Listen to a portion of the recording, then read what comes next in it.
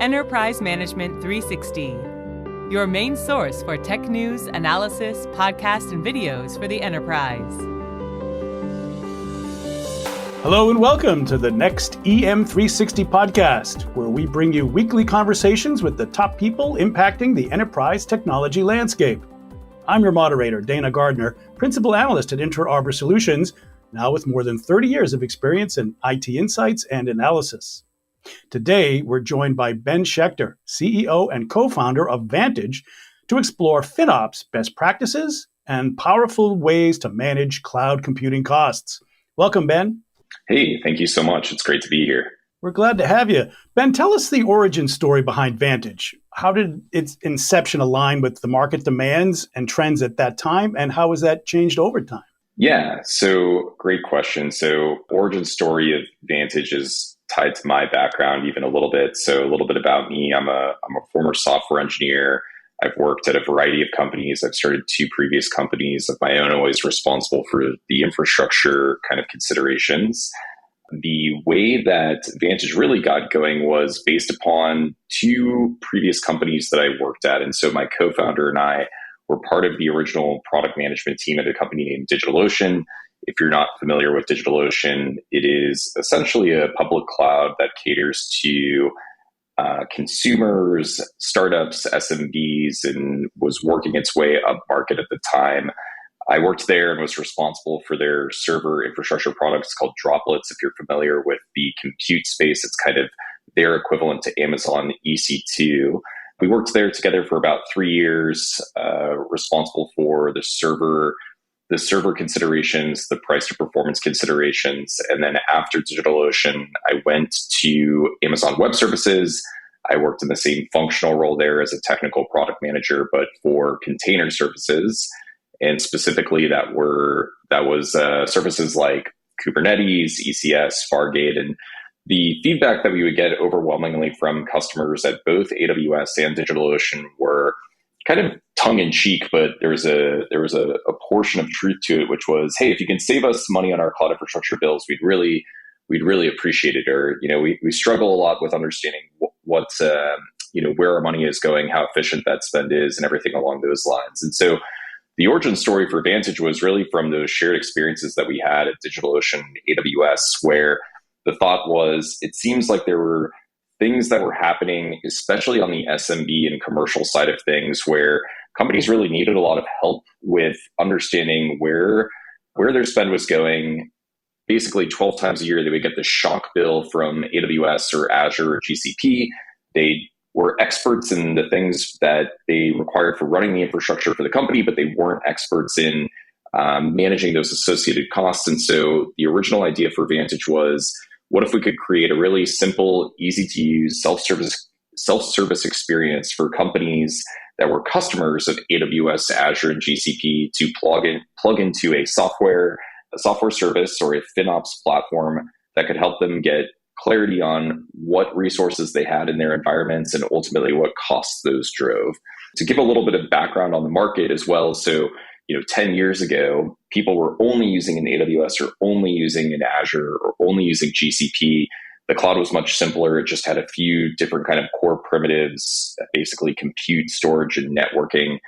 And really in the last 5 years, there's a whole bunch of these other companies that have matured that are really big businesses, but also contribute to the costs. And these are names like Datadog, Snowflake, Databricks.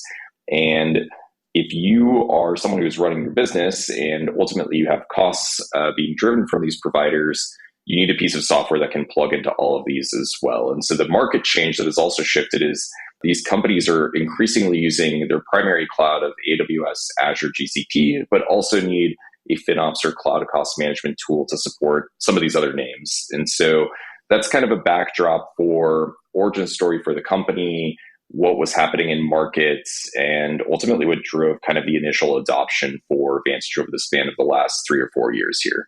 Great, thanks. Now, of course, what we now refer to as FinOps was really the bunging of 2 very distinct silos, what the finance people did and what the technology people did. And it became increasingly important as things got more complex and heterogeneous, as you point out, to bring these 2 together.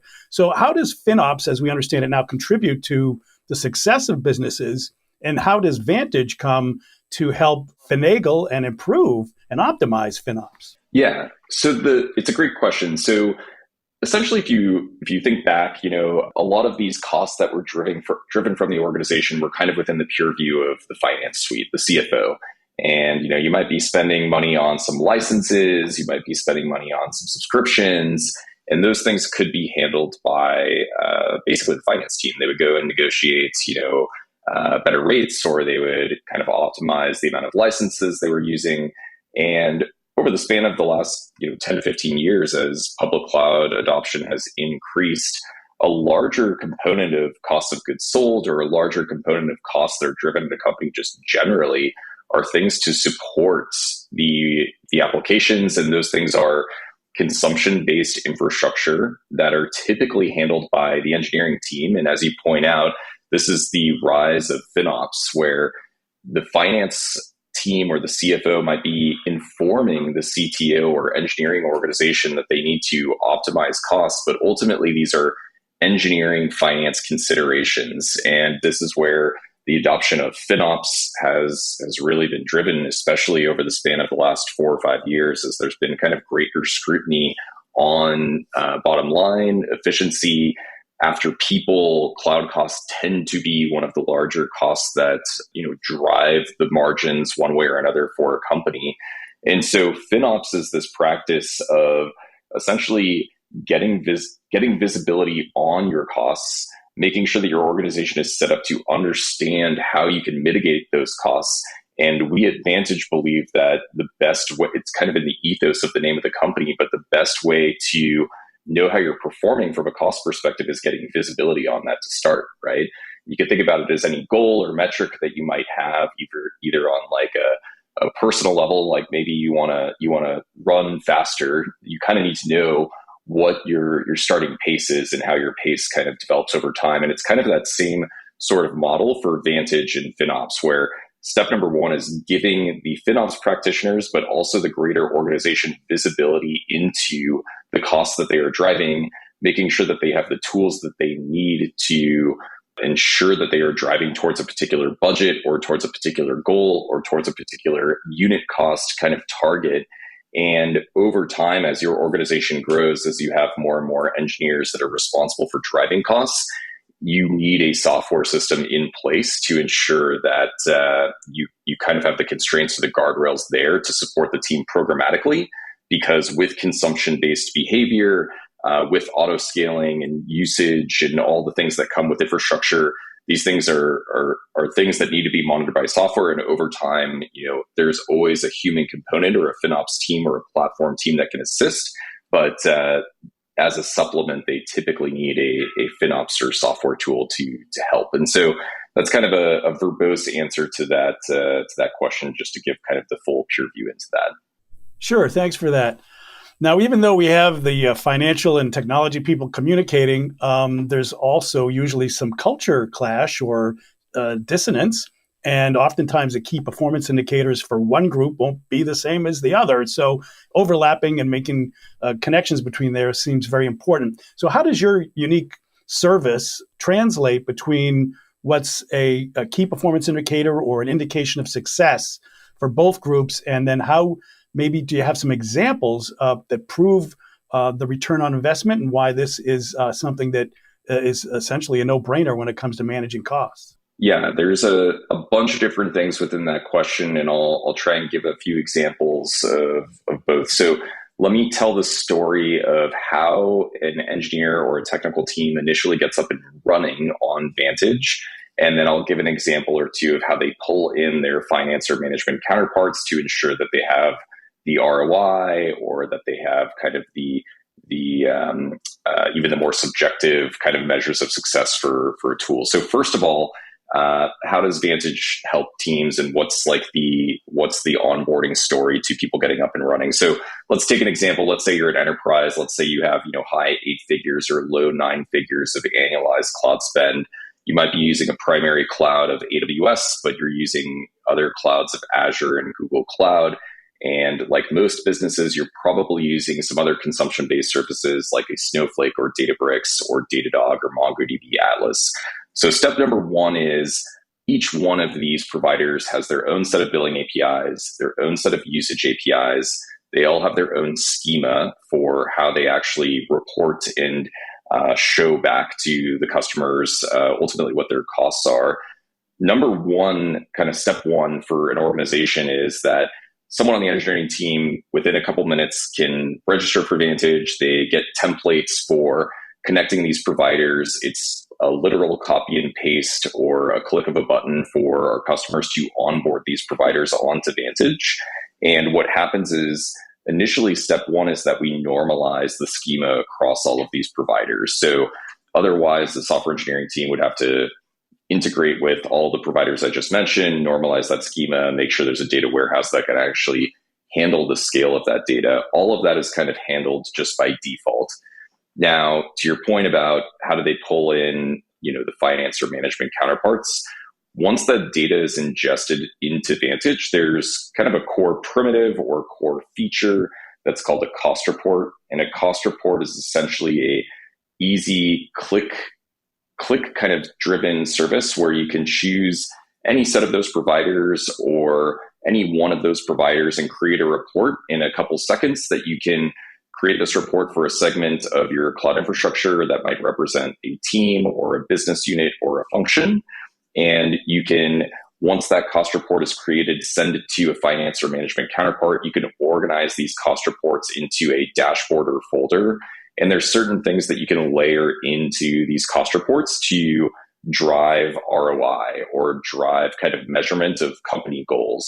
So in conjunction with a cost report, there's the ability to integrate top line unit costs or top line business metrics to deduce unit costs. An example might be, hey, we as a company want to make sure that we have a target margin or a target unit cost on a cost per customer basis. Using Vantage, they can integrate all of those providers, create a cost report that would segment that specific set of costs for what's driving their customers' kind of like bottom line costs. And then they can pipe in either through CSV or an API, their metric on number of customers. And then that technical person in a few clicks can share that report with management, share it with finance. They are consumers of those reports within Vantage. And Vantage kind of becomes that shared place between the technical team that's responsible for the infrastructure that's driving those costs and the top line business metrics that the company is using to ultimately drive their goals. And so you can think of it as being this platform, and in the true sense of the word, this FinOps platform for kind of bringing the organization together across engineering, finance, and management to get visibility on and report the progress of those company goals.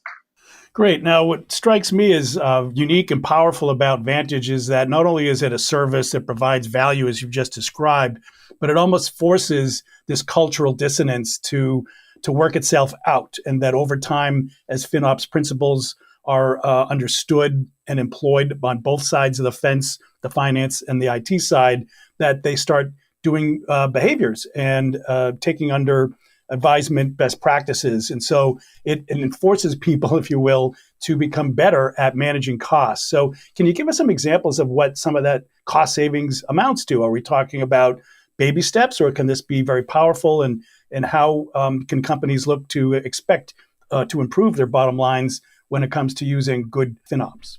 Yeah, it's a great question. There's two different ways that you can think about this. So the first way is the easy one, so I'll explain that first, which is when you connect a provider to Vantage, we also have a set of automated cost recommendations.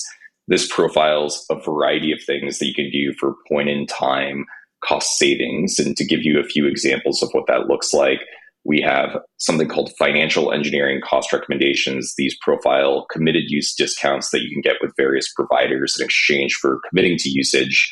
That can range anywhere from, on a per unit basis, 20 to 60% of savings, which is fairly material. There's a second set of cost recommendations that are looking at kind of what we refer to as per resource cost recommendations. This is like, hey, you're using an older generation server type or storage type, or hey, you may have a misconfiguration here that's driving additional costs that you may not want.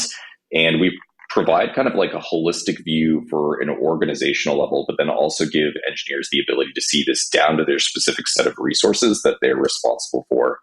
There's a few other cost recommendations or cost optimization examples. We have a bespoke kind of in-house developed Kubernetes agent that profiles Kubernetes workloads. It will give you right-sizing recommendations in the event that you're a Kubernetes user.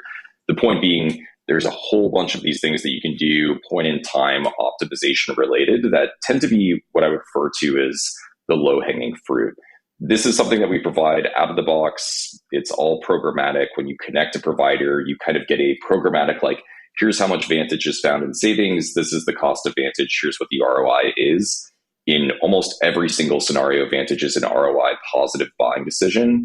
Our median savings found programmatically for an organization is around 15 to 20%, somewhere in that range. Now, there's a second, more kind of like practitioner-oriented use case of FinOps that I actually think is the more interesting one. And that's related to the answer that I gave a little bit before, which is, you're always going to have these point-in-time cost optimization savings. These are the things that a system can kind of identify.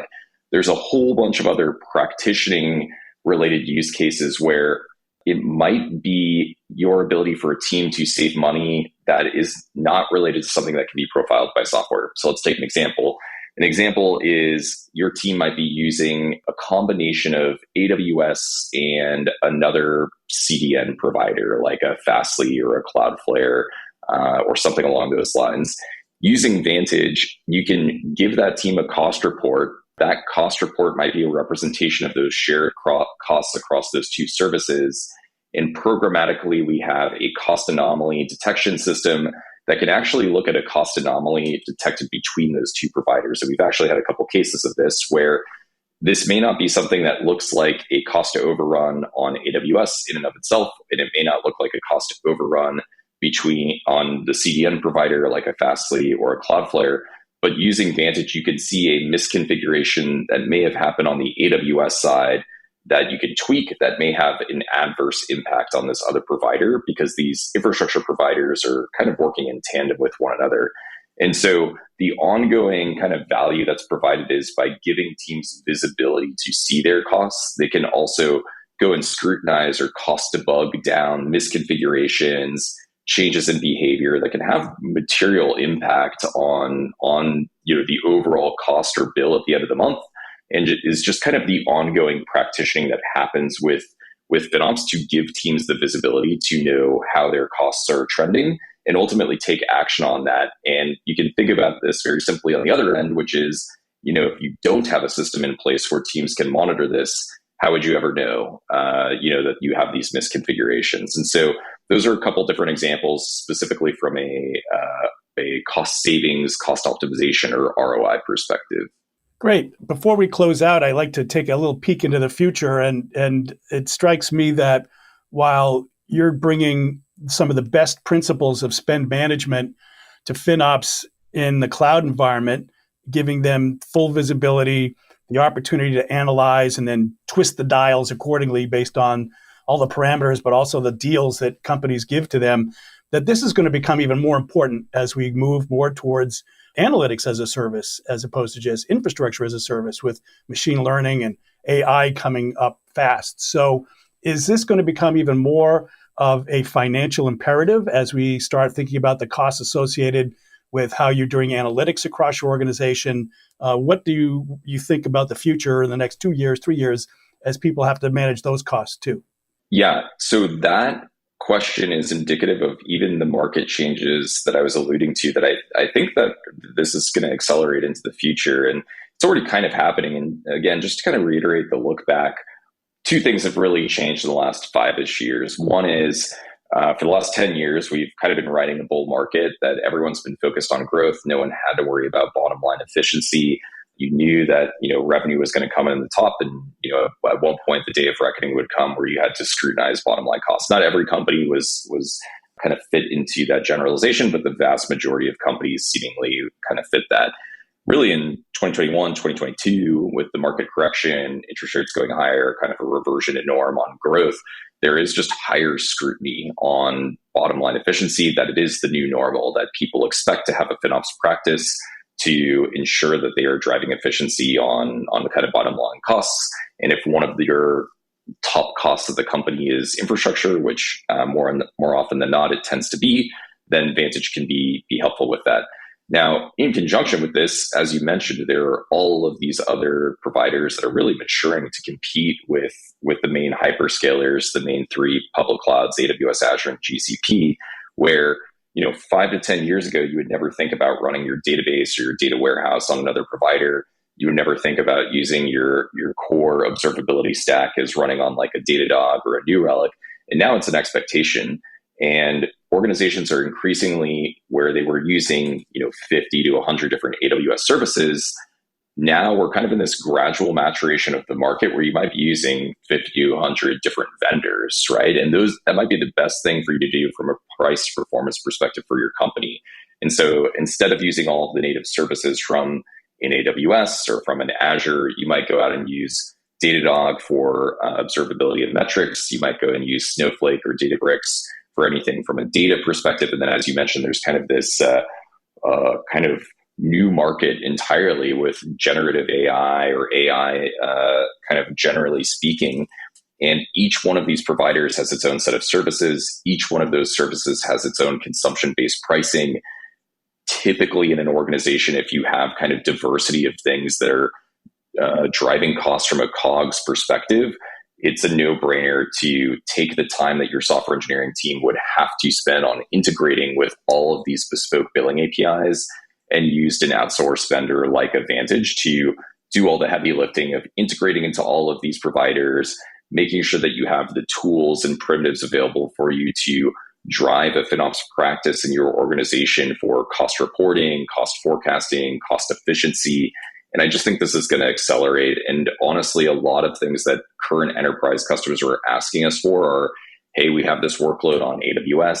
What would the cost of this look like if we moved it from AWS to a Cloudflare or AWS to another CDN provider? And I think this is just really getting into this theme of commoditization that's happening on an infrastructure level, where the fallback then becomes, what is your price to performance kind of normalization metric?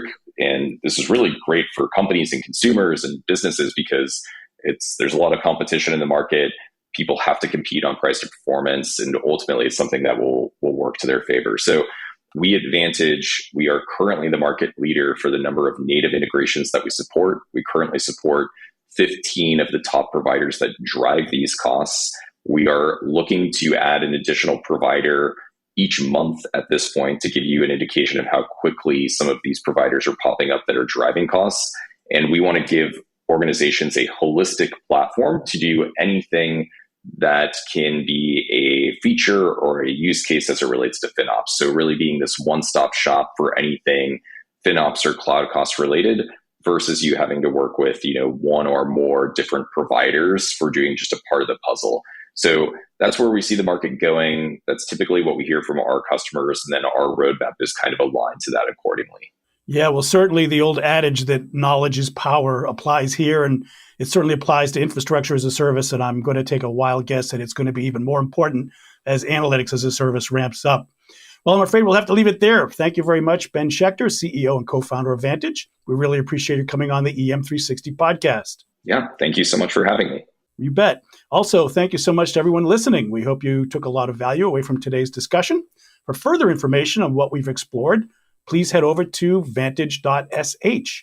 We'll also be back next week with another episode in our ongoing podcast series. Until then, please subscribe to this podcast on all major platforms and follow the conversation on our social channels at EM360 Tech on X and on LinkedIn. You can also find more great daily content at em360tech.com.